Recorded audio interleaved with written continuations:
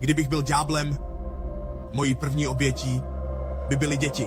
Od chvíle, kdyby opustili matčino drahocenné lůno a narodili se, bych je vedl k tomu, aby rasové rozdělení považovali za normu.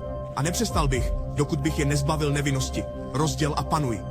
Je to nejstarší trik z knihy Genesis a během jejich dospívání bych pokračoval ve své infiltraci.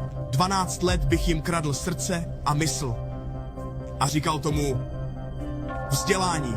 Kdybych byl ďábel, mou další obětí by byly ženy. Přiměl bych staré, nedotknutelné muže, aby ovládali ženská těla a práva. Jak lépe proklít Boha, než zneuctěním samotných nositelek života. Když už mluvíme o Bohu, kdybych byl ďáblem, pokud jde o náboženství, sestavil bych svůj plán dokonale. Dovolil bych vám uctívat Ježíše každou neděli a v ostatních 6 dnech bych vás nutil uctívat mě. Nepotřebuji vás obracet na víru v mé náboženství v podobě peněz, chtíče a chamtivosti. 10 přikázání bych změnil na 10 návrhů a poukazování na mravnost bych udělal důležitější než mravnost samotnou. Dal bych vám jen tolik náboženství, abyste se navzájem nenáviděli, ale ne dost na to, abyste se milovali. A jako svou poslední zlou strategii bych vás přiměl zapomenout, že celým smyslem náboženství je duchovnost. Kdybych byl ďábel, nepřišel bych oblečený v červeném plášti a se špičatými rohy. Jezdil bych v Lambu, měl hezkou tvářičku a opasek od Gucciho. V podstatě bych na sebe vzal podobu všeho, co jste si kdy přáli a sledoval bych, jak si vytváříte vlastní peklo. Nepotřebuju zapálit zemi. A co se týče politiků, změnil bych nic. Už teď za mě dělají špinavou práci. Kdybych byl ďábel, pracoval bych v zákulisí. Nemuseli byste mě vidět. Normalizoval bych dysfunkci a říkal bych tomu TV show.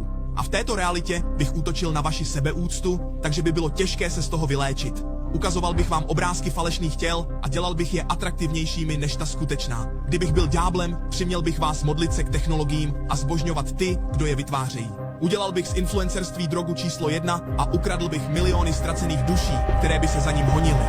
Kdybych byl ďáblem, neudělal bych to všechno najednou.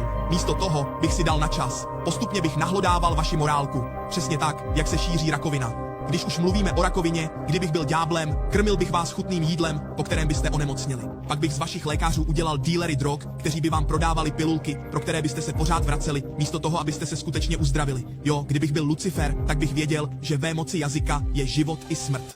Takže bych z tvého nože a vidličky udělal tvého kata. Víte, nemůžete dosáhnout vyššího vědomí, pokud je vaše tělo nemocné. Nebudete se rozhodovat pro pozitivní informace, pokud máte zánět. Kdybych byl satanem, byla by moje chytrost obdivována. Proč si myslíte, že slovo zánět doslova znamená vznítit?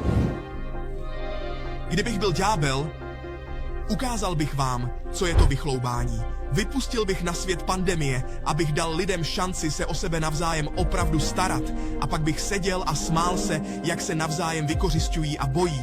V podstatě, kdybych byl ďábel, pokračoval bych v tom, co dělám. Bůh je mi svědkem. Už teď ovládám vaše systémy. Nesnažte se proti tomu bojovat. Protože pro můj poslední trik bych přiměl chytré lidi, jako jste vy, aby pochybovali. Zda jsem vůbec někdy existoval.